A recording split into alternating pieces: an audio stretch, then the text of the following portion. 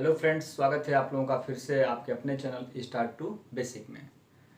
Friends, हम लोग पढ़ रहे हैं जलवायु विज्ञान और उसी जलवायु विज्ञान के क्रम में आज का जो हम लोगों का टॉपिक है उस टॉपिक का नाम है बादल, जिसको इंग्लिश में क्या कहते हैं, क्लाउड कहते हैं। तो आइए इस आज बादल टॉपिक को क्लियर करते हैं। तो सबसे पहले क्लाउड, हिंदी में बादल किसे कहते हैं इसको हम जानेंगे, और फिर जो है बादलों का जो ऊंचाई के आधार पर जो वर्गीकरण किया गया है, और फिर बादलों के प्रकार के बारे में हम वन बाय वन क्लियर करेंगे। तो आइए स्टार्ट करते हैं। बादल बादल मैंने पिछले चैप्टर में क्लियर किया है वायुमंडलीय का संरचना के बारे में। उसमें मैंने जिक्र किया था कि वायुमंडल की संरचना में जो गैस, जलवाष्प और धूल कणों का जो योगदान है, तो धूल कणों का जो योगदान है, धूल कणों के योगदान से बादल का निर्माण होता है। धूल कणों का बहुत योगदान होता है बादल के निर्माण में। अब यहाँ जो बादल है, तो आकाश में अत्यधिक ऊंचाई पर जो जल वाष्प होता है और वह इन धूल कणों पे क्या होता है, तैरता है। और जब वो जलवाष्प की जो बूंदें होती हैं वो जब संघनित हो जाती हैं तो क्या होता है, बादल का निर्माण होता है। आइए यहाँ देखते हैं। जैसे ये धरातल है और धरातल पर टेम्परेचर जब बढ़ता है, खास करके भूमध्य रेखीय क्षेत्रों में, विषुवत रेखा या भूमध्य रेखा के आसपास जो जल का जो भाग है, वहां पे टेम्परेचर बढ़ने से वहां का जो जल है क्या होता है, वाष्पोत्सर्जन की क्रिया द्वारा गर्म होकर के ऊपर उठता है। और जब ये आकाश में ऊंचाई पर जाता है तो क्या हो जाता है, जलवाष्प जो है संघनित होता है। संघनन में होता क्या है कि जलवाष्प जो है छोटे छोटे कणों के रूप में विभाजित हो जाता है, और जब यही छोटे छोटे कण बड़े बन जाते हैं तो क्या होता है, वर्षा होती है। ठीक है, यानी जलवाष्प की जो वायु में जो जलवाष्प तैरती है और उसका जब संघनन हो जाता है, यानी छोटे छोटे कण जो है इकट्ठा हो जाते हैं, तो बादल का निर्माण होता है। और यही कण जब बाद में बड़ा रूप ले लेते हैं तो क्या होता है, वृष्टि होती है, वर्षा होती है। तो आशा है आपने बादल को समझ लिया है। ठीक है, अब उसी ऊंचाई के आधार पर बादलों का जो है क्या हुआ है, वर्गीकरण किया गया है। ठीक है, इस वर्गीकरण के अंतर्गत बादल को कितने भागों में बांटा गया है, 3 भागों में। पहला क्या है, निम्न, यानी नीचे का जो वर्गीकरण में पहला क्या आता है, निम्न बादल। ठीक है, निम्न बादल में क्या है, इसकी जो ऊंचाई होती है, यह धरातल से 2000 मीटर की ऊंचाई पर ये बादल बनते हैं। और इन बादलों में स्तरीय मेघ, कपासी मेघ, पचाविक स्तरीय मेघ, इस तरह के बादलों का निर्माण होता है। दूसरा जो होता है वो मध्य में मेघ जिसको कहते हैं, मध्य बादल जिसको कहते हैं, ये 2000 से लेकर के 6000 मीटर की ऊंचाई पर ये बादल बनते हैं। और इनमें जो बादल खासकर जो होते हैं वो कपासी स्तरीय, कपासी मेघ स्तरीय, कपासी पचाव स्तरीय, इस तरह के बादलों का निर्माण होता है। तीसरा जो है उच्च मेघ या उच्च जो बादल बनते हैं, इनकी ऊंचाई 6000 मीटर से ऊपर होती है। इसमें खास करके किस तरह के बादल बनते हैं, तो पचाव स्तरीय है, पचाव कपासी है और पछाव मेघ कहलाते हैं। तो ये तो आपने देखा कि ऊंचाई के हिसाब से बादलों का जो वर्गीकरण किया गया, निम्न, मध्य और उच्च।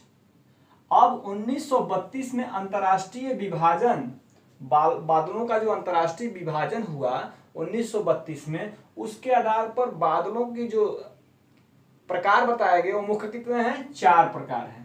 पहले को हम क्या कहते हैं, पछाव मेघ या पछाव बादल।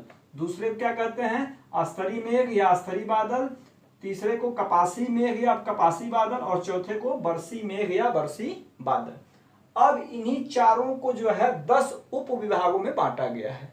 जो यहाँ पे आप देख रहे हैं 1 से लेकर के 10 तक, इसी चारों को 10 उप विभागों में बांटा गया। आइए वन बाय वन इनको क्लियर करते हैं और ये जो चित्र है इसके माध्यम से समझने का प्रयास करेंगे।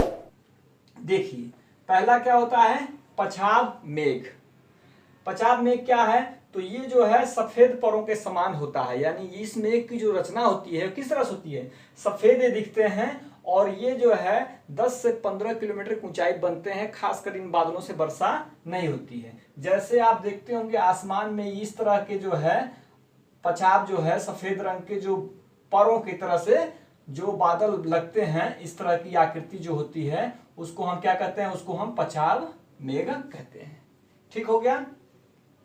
दूसरा जो आता है पछाव अस्तरी आता है। पछाव अस्तरी में क्या होता है, ये दुधिया रंग का होता है और खास करके सूर्य या चंद्रमा के चारों तरफ ये क्या बनाता है, प्रकाश वृत्त बनाता है, जिसको हम प्रभा मंडल कहते हैं। इसमें क्या होता है, वर्षा होती है और तूफान भी आते हैं, लेकिन वर्षा जो है रुक रुक करके होती है। इस पछाव अस्तरी का निर्माण इस तरह से आप देख सकते हैं। ये जो है सूर्य और चंद्रमा के चारों तरफ इस तरह की आप देखते होंगे, सूर्य को जो है बादल जो घेर लेता है दुधिया रंग का, तो उस बादल को हम क्या कहते हैं, पछाव अस्तरी बादल कहते हैं। तीसरे तरह का जो बादल आता है उसको हम पछाव कपासी कहते हैं। ये श्वेत रंग का होता है, इसमें लहर होता है। ठीक हो गया। इसमें लहर नुमा, जैसे ये बादल में क्या इस तरह से बादलों का निर्माण होता है, लहर होता है इसमें। और यह जो है धरातल से 7,500 मीटर यानी 7.5 किलोमीटर के ऊपर ये बादल बनते हैं। चौथा जो बादल बनता है उसको हम उच्च स्तरीय मेघ कहते हैं। इसका जो है आकाश में ये किस तरह से देखा तो भूरा और नीले और कत्थई रंग का ये बादल होता है। सामान्यतः 5400 से लेकर के 7500 मीटर की ऊंचाई पर यह बादल बनता है, जिसको हम उच्च स्तरीय बादल कहते हैं। जिसका आप आकाश में देखते होंगे इस तरह का जो बादलों का निर्माण होता है, ये जो है भूरा भी होता है, नीला भी दिखाई देता है और कत्थई कलर का भी दिखाई देता है, इस तरह के बादल। पांचवा जो बादल आता है वह उच्च कपासी होता है। उच्च कपासी की पहचान क्या है कि यह गोलाकार या लहरनुमा होता है और इसी बादल में आप इंद्रधनुष का रंग जो बनता है, किसमें बनता है, इसी उच्च कपासी बादल में इंद्रधनुष की छटा दिखाई देती है। ये खासकर 3000 से लेकर के 7500 मीटर के ऊपर बनते हैं।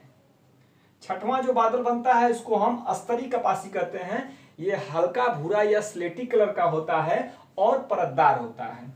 आप यहां देख सकते हैं ये अस्तरी कपासी हल्का भूरा और परतदार कलर का होता है। ठीक हो गया। सातवें को हम अस्तरी मेघ कहते हैं।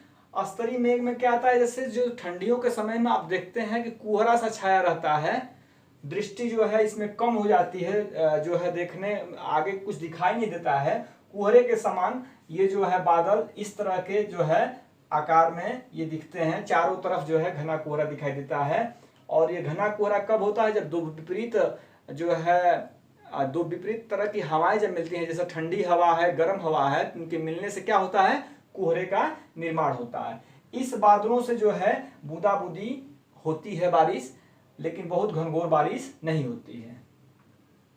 आठवां जो बादल है उसको हम कहते हैं वर्षा अस्तरी।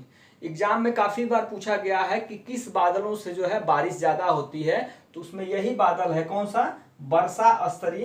ये क्या होता है तो गहरा काला और इसमें जो है खूब जो है वर्षा होती है, कभी कभी इसमें ओला भी पड़ता है। नौवें तरह का जो बादल है उसको हम कपासी कहते हैं। कपासी बादल का मतलब जो फूल गोभी रुई की ढेर की तरह से, रुई अगर कहीं रुई को धुन दिया जाए और रुई धुनने से जो आकार बनता है, कभी कभी फूल गोभी की आकार का, इस तरह के आकार का जो आप आकाश में देखते हो कि फूल गोभी की तरह से जो आकार दिखे, उसको हम कपासी मेघ या कपासी बादल कहते हैं। और 10वां जो इसका लास्ट है उसको हम कपासी वर्षा कहते हैं। इसमें क्या होता है कि घने बादल होते हैं, तूफान की तरह से इसमें पवनें चलती हैं, वर्षा होती है, इसमें ओला भी पड़ता है, बर्फ भी पड़ता है और वर्षा रुक रुक करके होती है। जैसे आप देख सकते हैं ये जो बादल है इसको हम क्या कहते हैं, कपासी वर्षा बादल। ये इनका धरातल जो होता है नीचे का जो है समतल होते हैं और ऊपर इस तरह से बादलों का निर्माण होता है। तो आपको मुख्यतः जो है जो बादलों जिस मेघ से वर्षा होती है उसमें कौन सा है, वर्षा अस्तरी है और कपासी वर्षा है। तो फ्रेंड्स आज जो हमने बादल क्लाउड के बारे में इस चैप्टर को कंप्लीट किया। आशा है वीडियो पसंद आया होगा आप लोगों का। छोटा वीडियो था। इसके बाद जो हमारा अगला टॉपिक होगा वह वृष्टि होगा, वर्षा पे होगा। तो जब आप इसको समझेंगे तभी वर्षा को समझ पाएंगे। इसलिए हम 1 बाय 1 लेसन को, चैप्टर को कंप्लीट कर रहे हैं ताकि आगे वाले चैप्टर को पढ़ने से पहले उससे रिलेटेड जो चैप्टर है उसको क्लियर किया जाए। तो आशा है वीडियो पसंद आ रहा होगा। वीडियो पसंद आता है तो एक बार फिर कहूँगा चैनल को सब्सक्राइब करें, लाइक करें, जरूरतमंदों को शेयर करें। मिलते हैं अगले वीडियो में, तब तक के लिए नमस्कार, धन्यवाद।